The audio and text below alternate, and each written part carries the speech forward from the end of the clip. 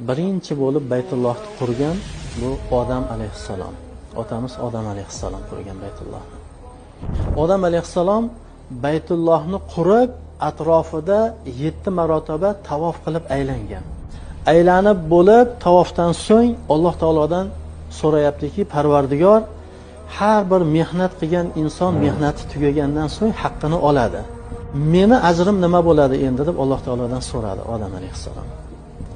Shunda Alloh subhanahu va taolo Odam alayhissalomga vahiy qilib,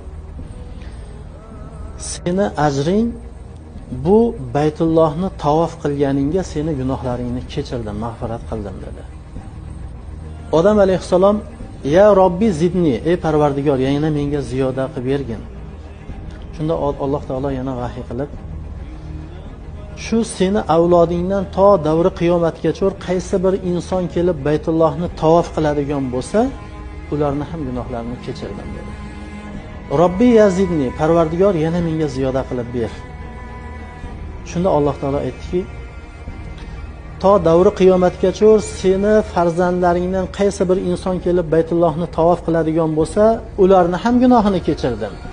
Va o'sha tavof qilgani kelgan insonlar shu joyda turib, qaysi bir insonni haqqiga istig'for aytib, ularni gunohini kechirilishligini mendan so'raydigan bo'lsa, ularni ham barchasini gunohini kechirdim degan.